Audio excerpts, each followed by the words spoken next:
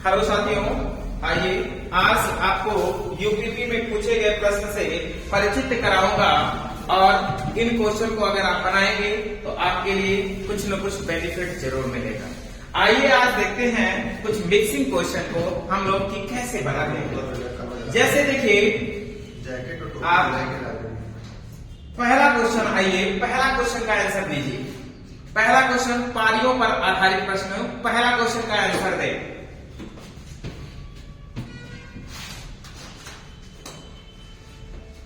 पहला क्वेश्चन देखिए क्या कह रहा है, ध्यानपूर्वक देखें और इसका आंसर दें। कह रहा है कि एक बल्लेबाज के द्वारा खेली गई 14वीं पारियों में रनों का कुछ निश्चित औसत है। 15वीं पारी में 120 रन बनाता है, जिस उनका औसत 6 रन प्रति पारी पड़ जाता है। तो ज्ञात करें कि 15वीं पारी के बाद औसत क्या है। गर्दा मचाए पहला क्वेश्चन। देखिए ऐसे पारियों के आधारित प्रश्न में कुछ विशेष नहीं करना। देखिए दो तरीका बताते हैं। n गुणे a बराबर होता है क्या, t।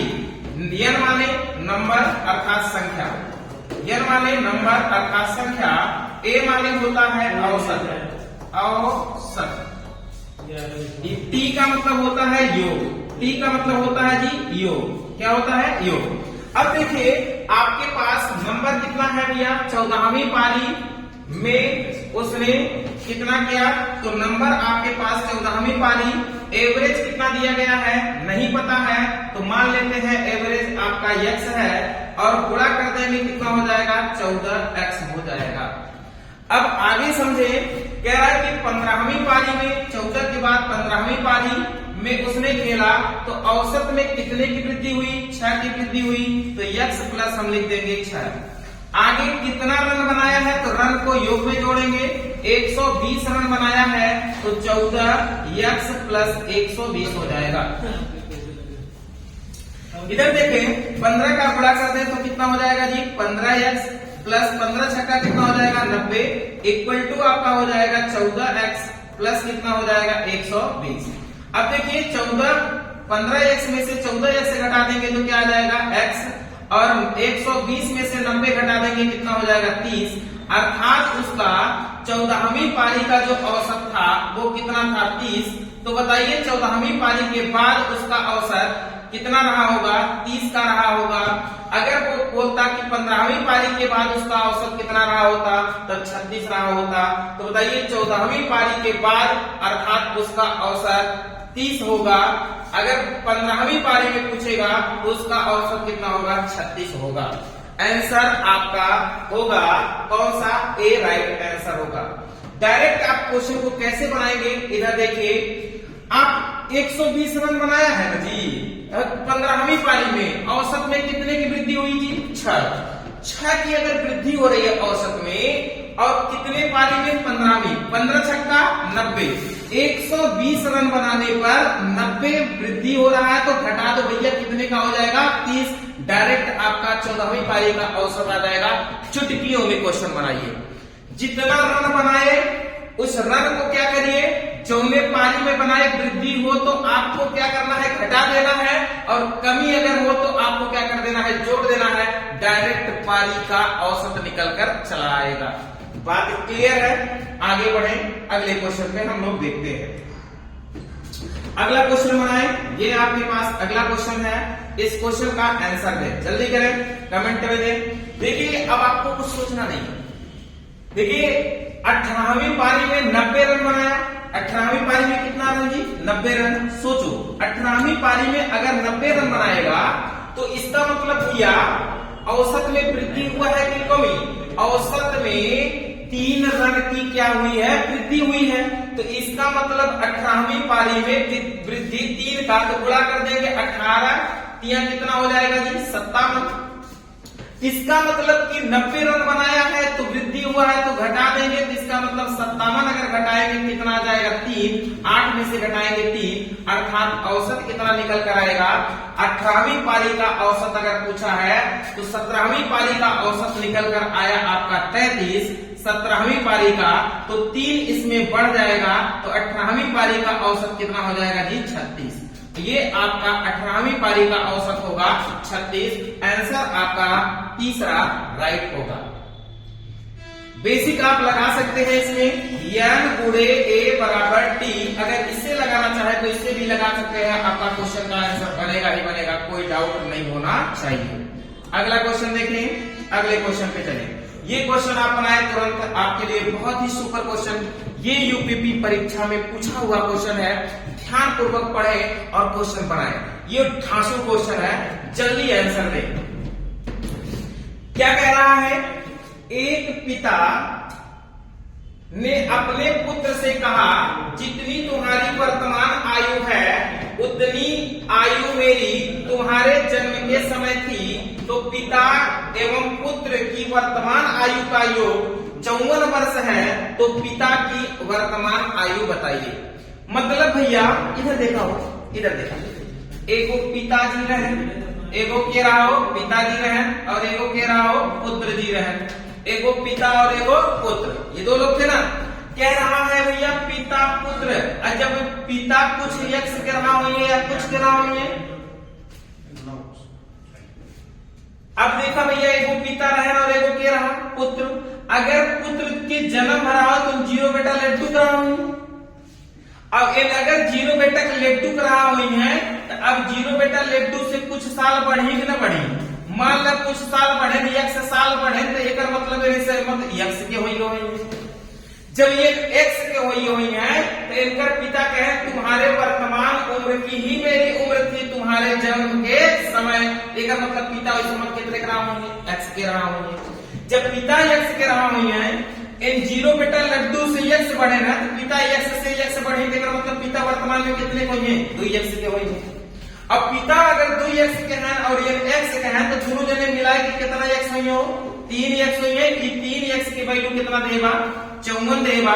डिवाइड कर 3 से, x बराबर हुई है 3 × 9 3, 3 × 8 24। इसका मतलब भैया ये पुत्र जो है इस समय 18 साल का है, और पिता वर्तमान में 18 दूनी कितने साल के हैं? 36 साल के हैं। तो बताइए इनके पिता की उम्र कितनी है? 36 साल। ऑप्शन नंबर बी आपके लिए राइट होगा। अगला क्वेश्चन देखेंगे, अगला क्वेश्चन पढ़ें। अगला क्वेश्चन क्या कह रहा है, इस क्वेश्चन को आप बनाएं अच्छे से। अगला क्वेश्चन क्या कह रहा है, ध्यान पूर्वक बनाएं, आंसर दें, जल्दी करें, जल्दी करें। देखिए क्या कह रहा है, ध्यान पूर्वक समझें।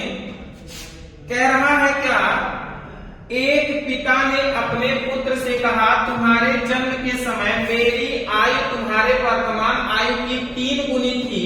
पिता की वर्तमान आयु 48 वर्ष हो तो पुत्र की वर्तमान आयु है।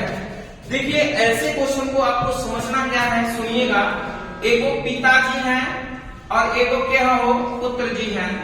कहा था कि पिताजी अपने पुत्र जी से कि तुम्हारे जन्म के समय, तुम्हारे जन्म के समय, जब जन्म पुत्र के हुए तो तुरंत 5 साल के हुए नहीं, कोई सम्मत उम्र का हुए 0 बेटा लड्डू। एक मतलब पुत्र अगर 0 का रहा हुई है तो पिता कुछ रहा हुई है। अब पुत्र 0 को हुई है तो कुछ साल बढ़े हैं। मान ले सपोज दैट x साल बढ़ा था तो इनका उम्र x हुई है। तो कहा था कोई सम्मत जब वर्तमान में पुत्र जितने को हुई है, पिता उनके जन्म के समय होकर कारण हो 3 गुना रहते का मतलब उनके कितने हुई है? 3x हुई है। अब सोचा पुत्र 0 बेटा लड्डू से 3 वर्ष x वर्ष बढ़ गया, अगर 3 हुए तो इनकर बढ़े तो इनकर कितना हो गया हो? 4x हुए ना हो, x बढ़ गई है। अब जैसे देखा सुना, एक जने अगर हमारे और तोहरे आयु में 2 साल का अंतर बा, तो हमारे तोहरे आयु में जिंदगी भर 2 साल का अंतर रहे, जब तक या तो तुम्हार न मौत हो या तो हमार न मौत हो। बात समझ में आएगा? आयु में जो एक बार डिफरेंस होगा वो जिंदगी भर का डिफरेंस रहेगा, ये बात आप लोग जान जाइए। इधर देखो, अब कह रहा है क्या कि पिता इस समय 48 साल के है, तो 4 x की वैल्यू कितना दिया है जी? 48 दिया है। डिवाइड कर देंगे 4 से, तो x की वैल्यू 4 × 9 4, 4 दूनी 8, 12 साल आ जाएगा। तो पुत्र इस समय वर्तमान में कितने साल का है जी? 12 साल का है। तो पुत्र की वर्तमान आयु पूछा है तो 12 साल। आंसर कौन सा सही होगा आपका? टी आंसर राइट होगा, अर्थात आंसर नंबर 4। क्लियर? आगे बढ़े, अगला क्वेश्चन देखें। पांचवा क्वेश्चन है, कह रहा है क्या, ध्यान से समझे पांचवा क्वेश्चन को। क्या कह रहा है, क्वेश्चन को देखें। कह रहा है कि 10 वर्ष पहले एक परिवार के 4 सदस्यों की औसत आयु 24 वर्ष थी। अब 2 बच्चे के जन्म के बाद पूरे परिवार की औसत आयु कितनी है? यदि दोनों बच्चों की 2 वर्ष का अंतर है तो छोटे बच्चे की आयु क्या है? गर्दा हटा दीजिए क्वेश्चन के गर्दा। सोचो कितने सदस्य हैं जी? आपको ये अगर औसत दिखे तो ये फार्मूला लगाइए, n गुणे a बराबर कितने का? t का। कितने सदस्य हैं जी? 4। औसत आयु कितनी है जी? 24 वर्ष। 24 वर्ष गुणा कर देंगे भैया 4 से 24 में, 4 चौका 16, 4 दूनी 8, 1 9 96। लेकिन ये कब है? 10 वर्ष पहले। कब है भैया? 10 वर्ष पहले। 10 वर्ष पहले।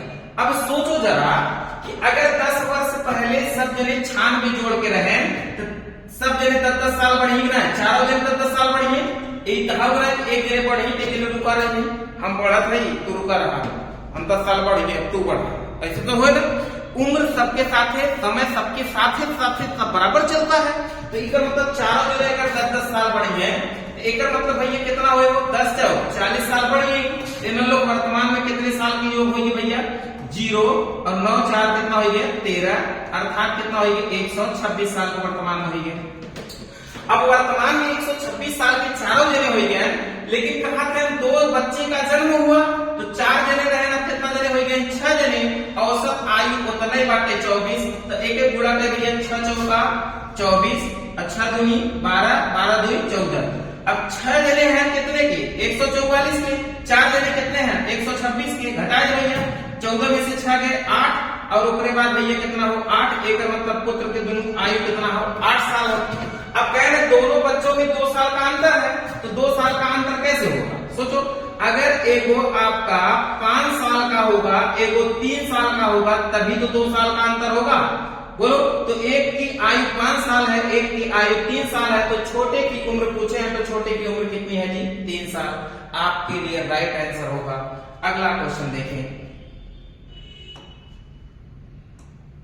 अगला क्वेश्चन इसी प्रकार से है, सिक्कों पर आधारित प्रश्न। इसको भी उड़ा दो 2 सेकंड में उड़ाना चाहिए क्वेश्चन, उड़ा दो। वेरी गुड, उड़ाइए क्वेश्चन नंबर 6। देखिए सिक्कों वाले में 2 बात याद रखना है, 2 तरीका हम आपको बताते हैं, ध्यान से समझो। 1 रुपए के सिक्के हैं, क्या है भैया?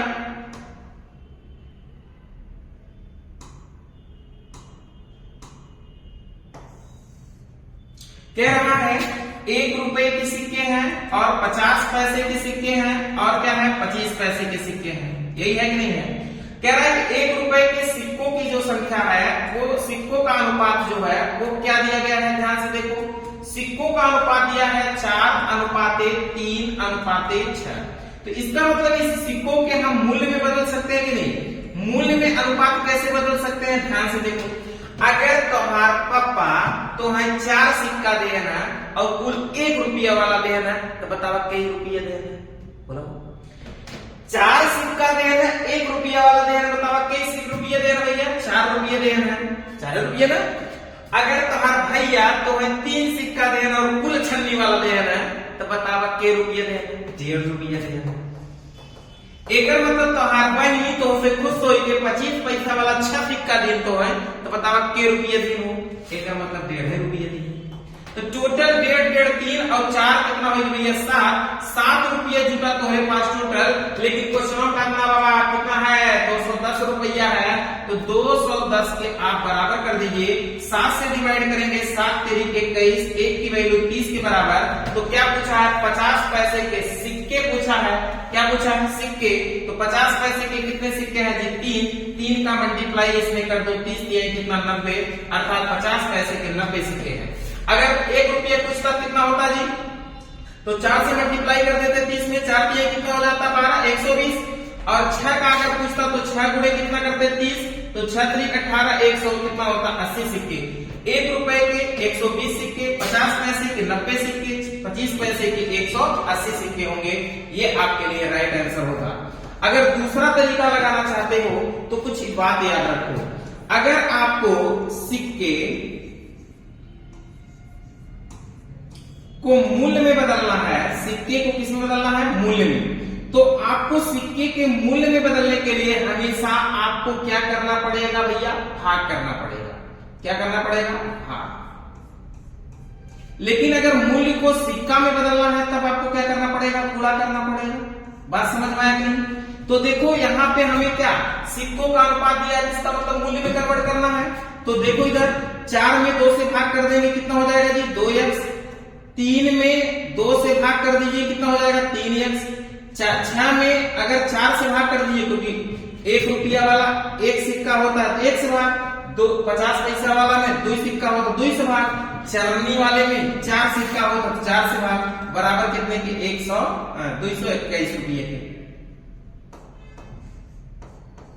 अब देखो भैया इसका अगर आप एलसीएम ले लेंगे 4 होगा, 4 दूनी कितना हो जाएगा, 8x प्लस 2 दूनी 4, 3 दूनी 6x प्लस 4 का 4 6x बराबर कितने को 21 0। अब 6 6 12, 12 8 कितना हुई वो 20x बटे कितना 4 बराबर 210। 4 5 20, 5 काट दो 5 4 20 और ओकरे बाद 5 दूनी 10 42।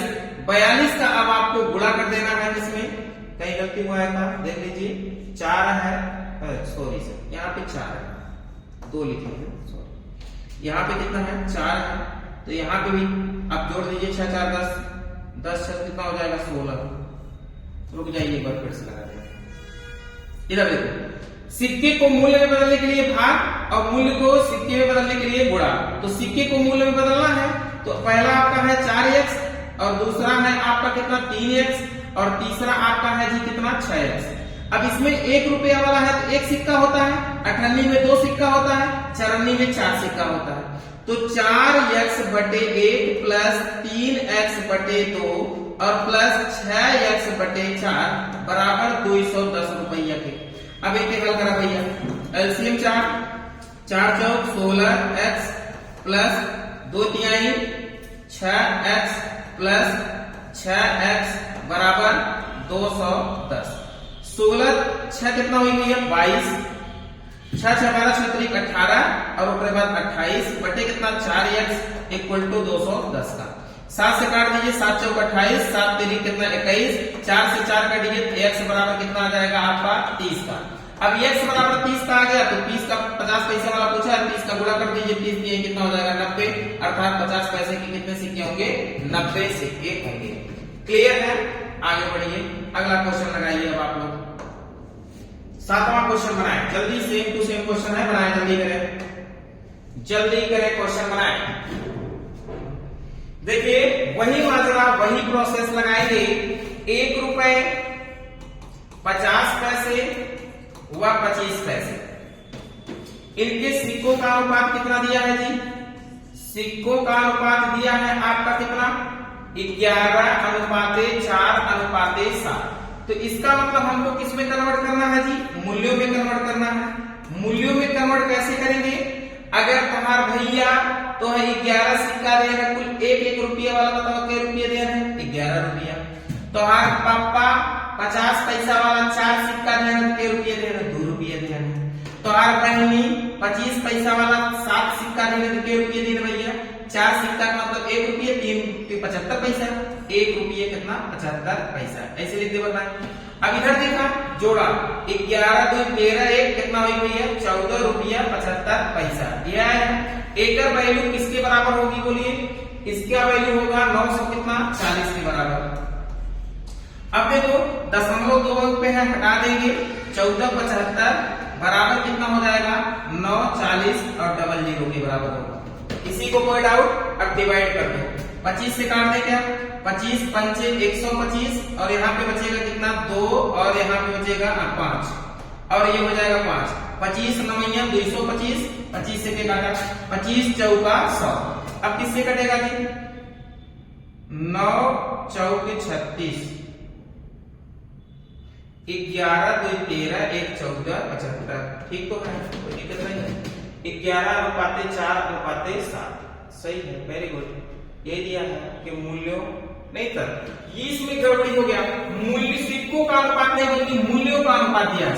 पढ़ो ध्यान से, ऐसे नहीं तो गड़बड़ी हो ही जाएगा। इधर देखो यहाँ पे सिक्कों के मूल्यों का अनुपात दिया है। क्या दिया है? मूल्यों का अनुपात 11:4:7 है। तो इसका मतलब 1 रुपया 50 पैसा और 25 पैसे के मूल्यों का अनुपात कितना दिया है? ध्यान से देखें, मूल्यों का अनुपात दिया है कितना जी? 11:4:7 दिया है। तो हमको किसमें बदलना है जी? सिक्कों में बदलना है। किसमें बदलना है जी? सिक्कों में बदलना है। तो सिक्कों में आप आराम से बदल लेंगे। सिक्कों में बदलने के लिए क्या करेंगे? अब देखा 11 रुपये ले हैं, 1 रुपये वाला बताओ क्या सिक्का होए? 11 सिक्का होए। यार देखा 4 रुपये ले 50 पैसा वाला क्या सिक्का होए? 4 दूनी 8 सिक्का होए। 60 रुपये ले है 25 पैसा वाला कुछ सिक्का ले है, बताओ क्या सिक्का होए? एमे 2 सिक्का हो तो एमे 4 के मतलब 7 कितना होए? 28 सिक्का होए। अब टोटल सिक्के को आप जोड़ दीजिए। 8 8 16 1 17 2 1 3 1 4 47 की वैल्यू कुल सिक्कों की संख्या दिया गया है कितना जी? 940। तो कुल सिक्कों की संख्या 940 के बराबर 47 दूनी 94। 1 की वैल्यू कितने बराबर? 2 20 के बराबर। तो क्या पूछा है? 1 रुपए के सिक्के कहाँ है? इधर है। तो 11 का गुणा कर दें 20 में। 11 दूनी 22 अर्थात 1 रुपए के 200 कितने सिक्के होंगे? 20 सिक्के होंगे। 25 पैसे के कितने सिक्के होंगे? तो सिक्के में गुणा कर दो। 28 गुणे 20 करो। 28 दूनी 8 दूनी 16 56 जीरो लगा जाए 560 अर्थात 220 और 560। 220 और 560 कहां पे है? 220 और 560 आंसर नंबर आपका ए राइट आंसर होगा। आगे बढ़े, अगला क्वेश्चन देखिए। ये क्वेश्चन आप 8वां लगाइए। ये क्वेश्चन आपके ढांसू क्वेश्चन है, ध्यान से पढ़ें। कह रहा है क्या कह रहा है? क्वेश्चन को ध्यानपूर्वक लगाएं। ए के पास बी से 3 गुना धन है परंतु सी से सिर्फ 25 रुपए अधिक है। ए है, बी है और सी है। ए के पास बी से 3 गुना धन है परंतु सी से क्या है? परंतु सी से 25 रुपए अधिक है। किसके पास? ए के पास। अगर यहाँ पे सुनो ध्यानपूर्वक, अगर भैया यहाँ पे इसको यक्स मान ले, नहीं इसको यक्स मत मानो, बी को यक्स मान ले, तो इससे 3 गुना होगा तो इसका मतलब 3 यक्स इसका होगा कि नहीं? ए के पास बी से 3 गुना धन है, अगर बी का यक्स है तो इसका 3 यक्स होगा, और सी से 25 रुपया अधिक है, इसका मतलब 3 यक्स माइनस कर दे 25, इसके पास 25 रुपया है। हो गया नहीं हो गया? अब कह रहा है कि कुल धन आपके पास 675 रुपए है। तो इसका मतलब भैया आपको क्या करना है? 3 1 3 6 1 7 यक्स माइनस 25 और बराबर कितने का? 675 का। अब भैया 25 से लेके कोई जोड़ दे तो 7 यक्स बराबर कितने को? 700 के। 7 से काट दे यक्स बराबर कितने को? 100 के। एक्स की वैल्यू अगर 100 आ गई तो सी के पास कितना धन है? तो यही जगा दीजिए। इसका मतलब 100 का मतलब 300, 300 में से कितना घटा देंगे? 25 अर्थात कितना हो जाएगा? 275 रुपया। सी के पास कितना रुपया है? 275। आंसर आपका राइट होगा चौथा। अगला क्वेश्चन की तरफ हम लोग बढ़ते हैं। 9वां क्वेश्चन अगला देखिए। 9वां क्वेश्चन में क्या करना है? ध्यानपूर्वक समझे। ये क्वेश्चन बहुत ढांसू है। ये आपका यूपीपी में भी आया था और यूपीएसआई में भी पूछा गया क्वेश्चन है। आप प्रैक्टिस सेट उठा के देख लीजिएगा, आपको पक्का ये क्वेश्चन दिखेगा ही दिखेगा, इसमें कोई डाउट नहीं है। क्वेश्चन बनाए। ये क्वेश्चन आपका यूपीएसआई में भी पूछा गया था और यूपीपी में भी पूछा गया था। कह रहा है कि 170 रुपए को 17 रुपए को PQR में बांटा गया है 1/2 अनुपाते 1/3 अनुपाते 1/4 के अनुपात में। तो कह रहा है कि उसने भूल बस गलती से त्रुटि बस 2/3 के अनुपात में बांट दिया, तो सबसे अधिक लाभ किसको कितना होगा? इधर देखो, पहले ये तो आपका कौन सा भिन्न दिख रहा है? विलोमा भिन्न, व्युत्क्रमानुपात। तो इसको पहले आप एलसीएम ले लीजिए, तो सबका एलसीएम लेंगे कितना आएगा जी? 12 से सब में मल्टीप्लाई कर दो। 12 से जब सब में मल्टीप्लाई करेंगे 2 6 12 6 3 4 12 4 4 3 12 3। अब सोचो, इसका मतलब 6 4 10 3 कितना? 13 रुपया रहा तो आराम से बट गया कितना 117 रुपया। 13 से काटा 13 नवैया कितना होता है 117। मतलब पी को कितना रुपया मिलना चाहिए था 9 छक कितना हो गया 54। पी को 54 रुपया मिलना चाहिए था। क्यू को कितना मिलना चाहिए था 9 चौका 36 रुपया मिलना चाहिए था। और आर को कितना रुपया मिलना चाहिए था 9 त्रिक 27 रुपया मिलना चाहिए था। लेकिन उसने गलती बस किसमें बांटा है पी क्यू आर का बांटा है 2:3:4। इसका मतलब 4 3 7 2 9 9 की वैल्यू 117 के बराबर। 13 नवैया 117 1 की वैल्यू 3 के बराबर। तो बताइए आर को कितना मिला जी 13 चौका कितना हुआ 52 रुपया। और क्यू को कितना मिला जी 13 तिया 39 रुपया। और पी को कितना मिला जी 13 दूनी 26 रुपया। तो बताइए सबसे ज्यादा घाटा किसको लगा। एक 54 मिलेगा 26 बेचारे मिला घाटा है लग गए। ये नहीं भैया 36 मिलेगा 39 मिली है इन्हें फायदा होगी। लेकिन इन्हें 27 मिलेगा इन्हें 52 मिली। सबसे ज्यादा फायदा नहीं आर के भाव गिना है। सबसे ज्यादा फायदा आर को हुआ है कितने रुपए का हुआ है 12 में से 7 गए 5 और 4 में से 2 गए 2 अर्थात 25 रुपए का सबसे अधिक फायदा आर को हुआ है। अर्थात आर को 25 रुपए का फायदा। आंसर आपका सी राइट होगा। आगे बढ़े अगले क्वेश्चन की तरफ हम लोग चलते हैं। सर आज का क्लास यहीं पर आपका एंड हुआ। आपको फिर मिलेंगे नेक्स्ट वीडियो में। कृपया आप लोगों को अगर हमारा पढ़ाया हुआ थोड़ा सा भी अच्छा लगा हो तो कृपया लाइक एवं शेयर जरूर करें। धन्यवाद।